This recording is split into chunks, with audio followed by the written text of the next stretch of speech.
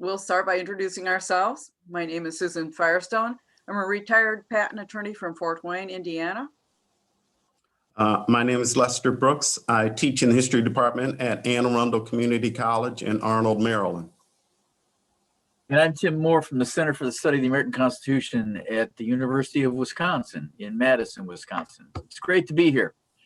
If you introduce yourselves, please. Okay, hi, my name is Panishri Akshintala. I'm a senior at West Windsor Plainsboro High School North, and it is a pleasure and an honor to be here. So thank you for your time today. Hi, my name is Caitlin Chung, and I'm also a senior at West Windsor Plainsboro High School North, and it's an honor to be here. Hello, my name is Lionel Quaynor. I'm also a senior from West Windsor Plainsboro High School North, and I'm really happy to be able to be here to present my question.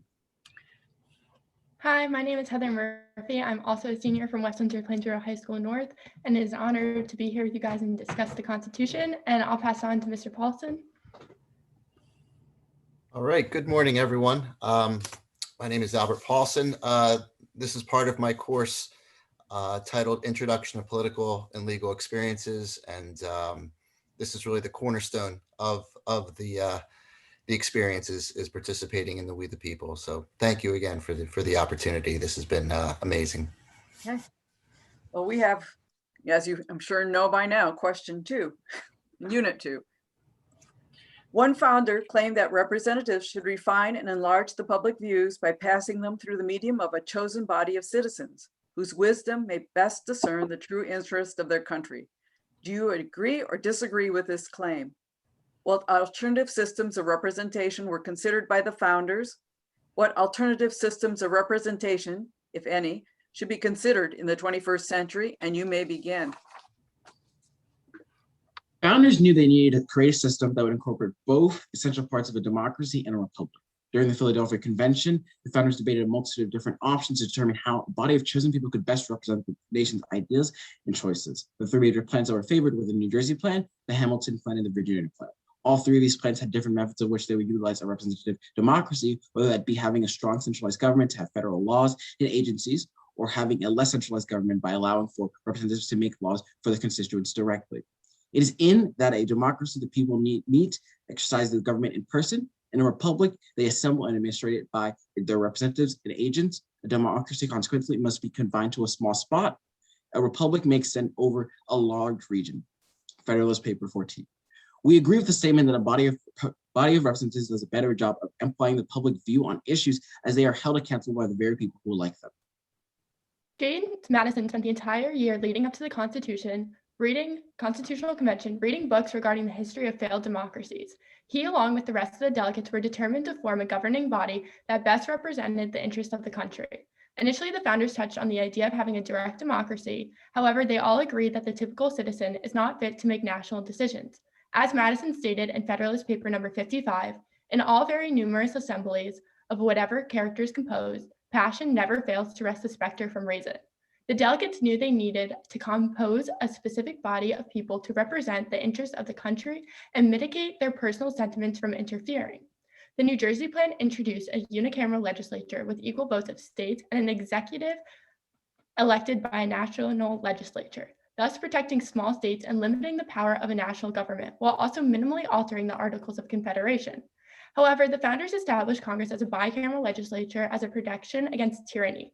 The bicameral system allows for distribution of power with checks and balances rather than concentrating authority in a single body. The most difficult issue, however, was how the states were to be represented in Congress. Therefore, having a bicameral legislature allowed for both representation by population and equal representation by state. The format of the government has the potential to be a great republic. However, it is the unfulfilled promises by Congress members that are the main contributors to Congress's low approval rating. Essentially, the system of government is not the problem. Rather, it is the Congress members. While the nation is only 60% white, according to the US Census, they make up 77% of Congress. This has proven to be problematic because the government is failing to accurately represent the people. In addition, the disparities between younger and older generations create significant tension due to the conflicting ideologies. For example, Congress was unable to ask critical questions about user privacy and policy during the Mark Zuckerberg Senate hearings due to the generational gap and significant improvements in technology in the past decade. With the Constitution and Bill of Rights in place, the government has the correct system to fulfill its ideals. However, it is the Congress members themselves who must reconnect with the American people. To reiterate, our panel believes that our current system still remains the most viable and practical option of representation. However, that was no easy decision to make for us or the country. Delegates at the Constitutional Convention spent a significant amount of time deciding the mechanics of the legislative branch. Of course, this is not to say that it does not endure challenges. In fact, according to Gallup, Congress had one of its highest disapproval ratings ever during the peak of the pandemic at 85%. Throughout history, Congress has been at the center of criticism, but considering the immediate alternative of pure democracy, which can easily be refused with the saying, had every Athenian citizen been a Socrates, every Athenian assembly would still have been a mob, it is safe to say that given our values, Congress has served the American people well. After all, it is Congress that passed the Civil Rights Act, Voting Rights Act, Medicare and Medicaid Acts, etc. Congress is not perfect, but there is no doubt that it is an integral part of our governing body. Thank you. Okay, we'll have some questions. Perhaps Lester would like to lead off. Okay. My question is, if you have a person or a group that has some concerns that aren't being met, what can you possibly do? That's a great question. And with Congress, you do have to worry that there is a group of body that may not be getting their voices heard. However, that's why we have stuff like the First Amendment, which allows freedom of speech and the right to protest. So we have groups of body that can get their voices heard. We have that, but does it always work? Someone said Congress serves well. What if you voice your concerns and Congress does nothing? We also have, you can go. Okay. I think another way of looking at it is, well, we do have the First Amendment, right, which we can utilize to better illustrate our platform. It is really getting the support of the different American citizens to allow for that platform to continue, which is why we need to open up our Congress to allow for more people to get into Congress, which will allow for more different and unique platforms to be heard. But the way we have our government now, you need the votes. You need the votes in order for you to actually be able to further whatever you're trying to do with the platform. However, to contradict Lionel, also, there is the judicial branch. So you can go through the court system in order to have your voice heard as well. What if the court doesn't listen? Congress is not listening, and you still have some concerns. I mean, it is our rights as Americans that if our government is not doing what it's promising and it is not fulfilling, what we expect of it, we do have the right to, overthrow it and decide to take action ourselves as people. And that is a protection that the founders ensured from day one. That's something that we as Americans, it's part of our birthright. So if we want to, we are allowed to take strict action. Maybe people can argue even violent action at sometimes. There's different ways to interpret it. And kind of to clarify what my colleague said, Congress is not perfect. I think especially during this pandemic, we've seen that throughout a lot of history, we've seen that. But considering our alternatives, considering systems like monarchy or even pure democracy, our Congress is a system that serves well. Our government is a system that serves well. I think one of the largest issues in American history is that we have the right words, we have the right laws, we just need to fulfill them. Sometimes we are a country of unfulfilled promises. I think, one of the greatest challenges. That's good. That's good. Yeah. That's good. Thank you. We can go on, Tim. Yeah, I'd like to go back to the founding period. I'm kind of crazy that way. What were the anti-federalists' criticisms of this system of representation? The anti-federalists believe that the government would have too much power and that it would eventually become a monarchy. But the Federalist Papers did refute these claims, saying that there would be a series of checks and balances as we see today with the three branches of government. Well, specifically, the anti-federalist critique of this, of the system created, the representation system created in Congress. I'd say that their concerns were valid as we see today.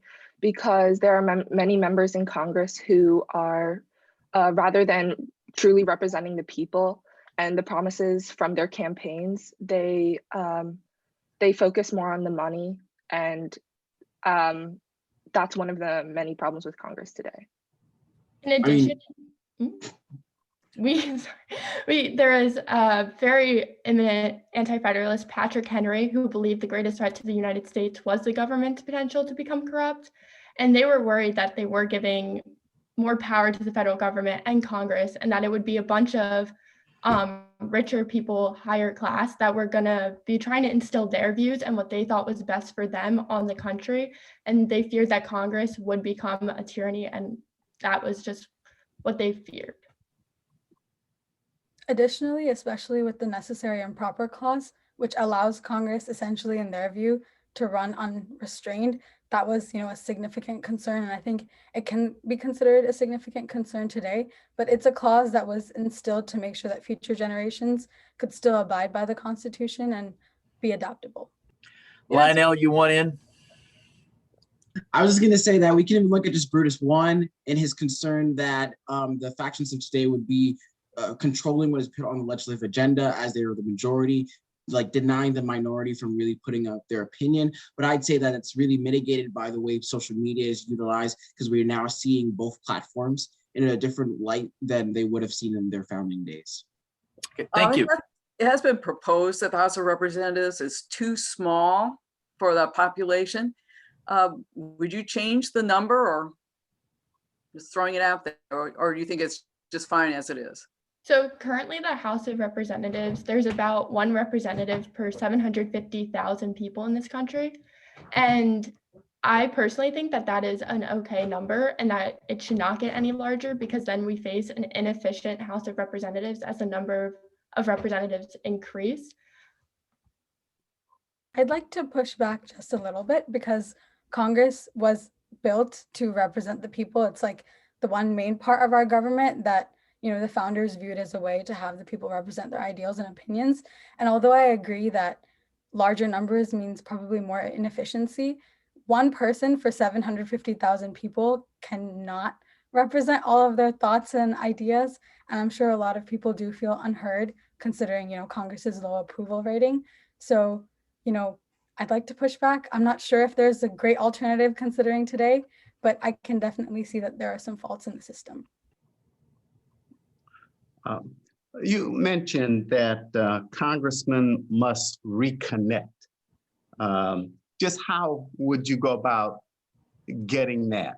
How could you get congressmen to reconnect with the people?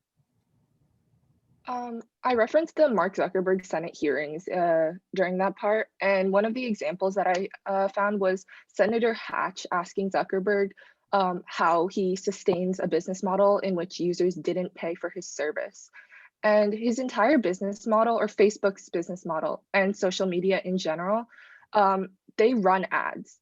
And the entire hearing was extremely ineffective, because not only were the Congress members not asking the key questions, they were also repeating themselves. Like, I know another senator asked, "Would you please share the name of the hotel you stayed at last night?" So questions like these, just viewing that on live TV, you can tell that they're obviously not connected with us. Ouch. To kind of clarify, I think, social media is a great thing. Almost all of our representatives, everyone in government has, an account across all platforms. So I think, maybe taking a note from Alexandria Ocasio-Cortez, who's very engaged, just reaching out to people where they're at and using innovative ideas. Thank you very much. You did a nice job.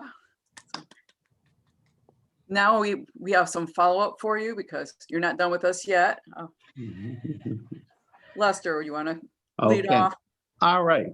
Solid introduction. You were talking about democracy and republic, and you explained that. You touched on the New Jersey plan and the Virginia plan. I like that you brought in Madison and his research, because I'm a Madison fan, and that goes overlooked a lot of times, how much research he put in prior to attending the convention. I also like that you talked about what government fails to do. It fails to represent with regard to race, with regard to age. And so you did point out some issues there that caused some problems. The fact that there was less faith in the people at that time, as one historian said, men of little faith. So pretty good job. And I also like the fact that you disagreed. That shows some individual thinking going on there, and you didn't always have to agree with one another.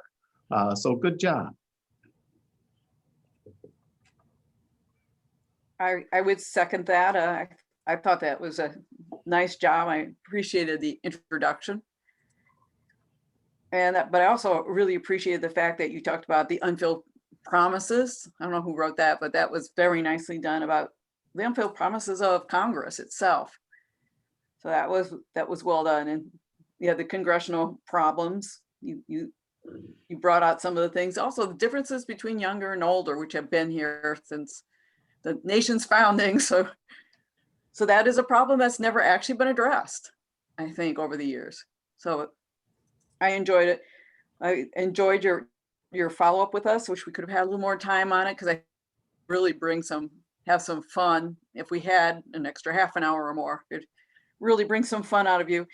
And when you're talking about the First Amendment, everybody forgets, and we're talking about representations, the petition to redress is also part of the First, and that just fit right in. And that has nothing to do with scoring or anything, but that's just one that I mentioned because I also sometimes help people on First Amendment issues.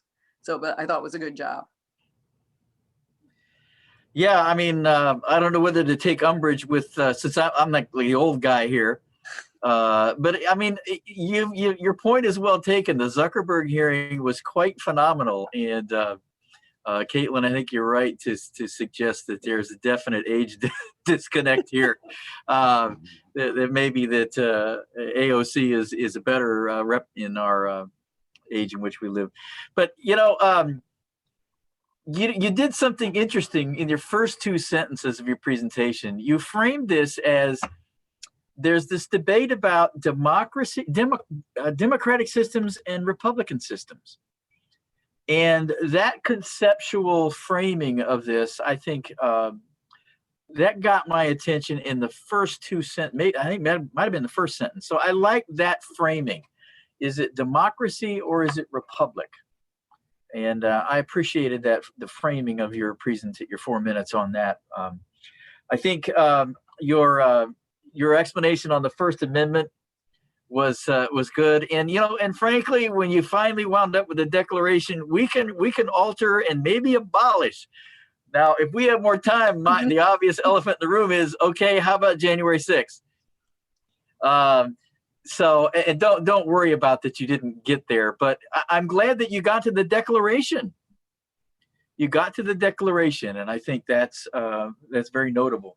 I think if I had one little grumbly here, is I would have liked to have heard a little bit more history on Madison and why he's so suspicious of states and why he's so suspicious of direct, delegate theory. A bit more on that, and maybe a bit more on the anti-federalist criticisms of, the size of the House, the ratios. But other than that, very, very good presentation. Thank you very much. Thank you. Another round of good job. Good luck the rest